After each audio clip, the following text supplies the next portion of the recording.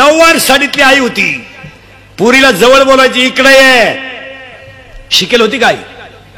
शिकेल होती का? नाही. इकडे ये. का ग उशिरा आली? शाळेतून उशिरा का आली? पुरीनं म्हणायचं बरोबर आहे. आईनं म्हणायचं थोबाड फोडीन, काल सावली तिथं होती. आईला घड्याळ नव्हतं पण हातात झाडाच्या सावली हिशोब होता. आज रविवारी पोरगी शाळेत जाती. ही शाळा भरती कुठं बा? ही बिगर दप्तराचे क्लास कुठं घाटात चालू आहे का?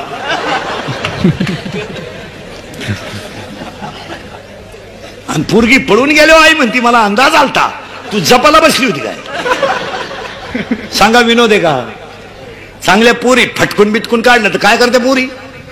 फार लाजा सोडल्या पोरीने 2-4 वर्षात. कुणावरही प्रेम, त्याला क्वालिटी नाही, दर्जा नाही, भंगार भंगार. आपलं आम्ही एका वर्गात होतो ना, थोपाडा फोडले पाहिजे. बरं पोरी इतक्या बिंडोक झाल्या त्या 2-4 वर्षात. चांगल्या पोरानं प्रेमच करीन. भंगार भंगार, त्याच्या बगलात पुशिड्या, वन साइड भांग, अंडरपॅन्टला वा वा. आणि ही त्यालाच म्हणते तूच माझी जान आहे. आणि त्याला मिशी नाही, ते म्हणतं इश्क ही मेरी जिंदगी आहे. फटकावले काय करते बोली?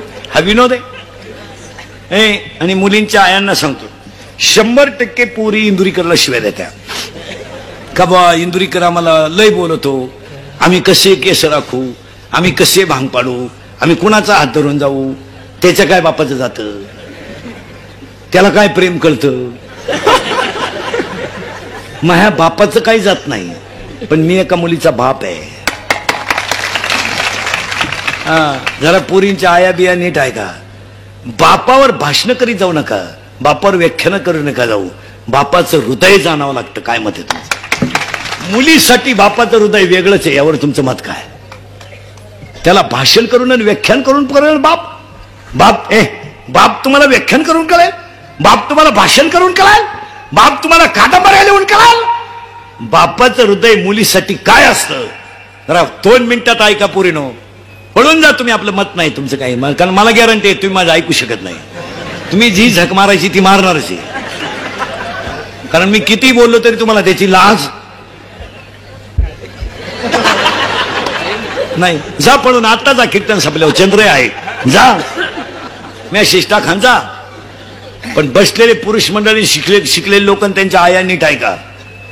महिला मंडळ, खरंच सांगा, मी तुमच्या मुलासारखा हा तुम्हाला विनोद आणतो? हा टाइमपास आहे? जा पळून पोरीनो. फक्त माझ्या एका प्रश्नाचं उत्तर द्या. जा.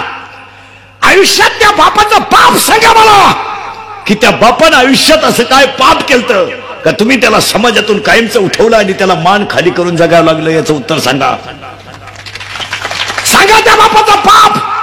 अरे बनियन मळालं तर पलटी करून घातलं हे त्याचं पाप आहे? बनियन तुटलं तर त्यानं घात मारली हे त्याचं पाप आहे? बायकोच्या गळ्यातले दागिने मोडले आणि तुम्हाला त्यानं फी भरली हे त्याचं पाप आहे का? त्याचं पाप सांगा ना मला. सांगा तुमच्या बापाचं काय पाप आहे? पोरीनं तुमचा जन्म नव्हता झाला. हा शेतकरी वर्ग आहे ना, हा माझ्यासमोर बसला, मी यांच्या मुलासारखा आहे.